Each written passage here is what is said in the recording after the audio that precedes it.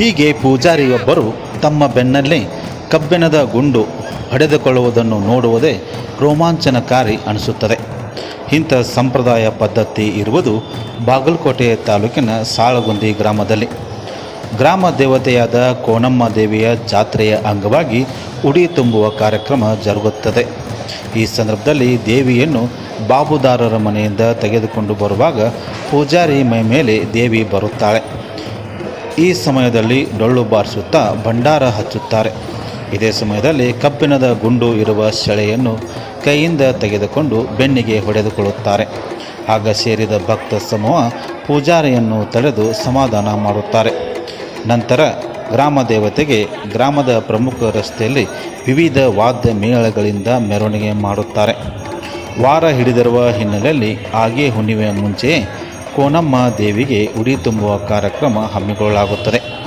ಪ್ರತಿ ವರ್ಷ ಜಾತ್ರೆ ಆಚರಣೆ ಮಾಡುವ ಮೂಲಕ ದೇವಿಗೆ ಪೂಜೆ ಪುನಸ್ಕಾರ ಸಲ್ಲಿಸಿ ಪ್ರಾರ್ಥನೆ ಮಾಡುತ್ತಾರೆ. ಪ್ರತಿ ವರ್ಷ ಮಳೆ ಬೆಳೆ ಚೆನ್ನಾಗಿ ಆಗಲಿ ಎಂದು ಇಂಥ ಸಂಪ್ರದಾಯ ಪದ್ಧತಿಯನ್ನು ಮುಂದುವರಿಸಿಕೊಂಡು ಬರಲಾಗುತ್ತಿದೆ ಎಂದು ಗ್ರಾಮದ ಮುಖಂಡರು ತಮ್ಮ ಅಭಿಪ್ರಾಯ ತಿಳಿಸಿದ್ದಾರೆ.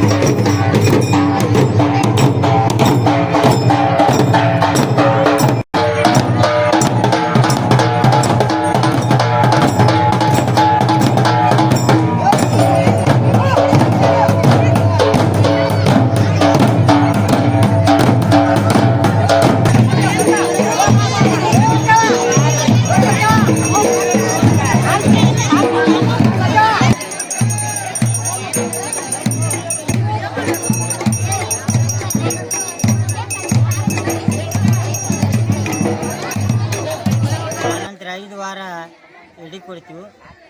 ಆನಂತರ ಮಂಗಳವಾರ ಎಡೆ ಕೊಟ್ಟು ಬುಧವಾರ ದಿನ ಮನೆ ಮನೆ ಅಡ್ಡಾಡಿ ಕೋನಮ್ಮ ದೇವಿ ಉಡಿ ತುಂಬುವ ಕಾರ್ಯಕ್ರಮ ಮುಗಿಸಿ ಆನಂತರ ಗುಡಿ ಕೋನಮ್ಮ ದೇವಿಯ ಗುಡಿಯ ತಲುಪುತ್ತದೆ. ಆನಂತರ ಸಾಯಂಕಾಲ ನಾಟಕ ಇರುತ್ತದೆ. ಸಾಳಗುಂದಿ ಈಗಾಗಲೇ ನಮ್ಮ ಕೋನಮ್ಮ ದೇವಿಯ ಉಡಿ ತುಂಬ ಉತ್ಸವ ಸಲುವಾಗಿ ನಾವು ಸಾಳಗುಂದಿ ಹೊಸ ಗ್ರಾಮದಿಂದ ಇಲ್ಲಿಗೆ ಜಾತ್ರೆ ಸಲುವಾಗಿ ಬಂದಿದ್ದೀವಿ.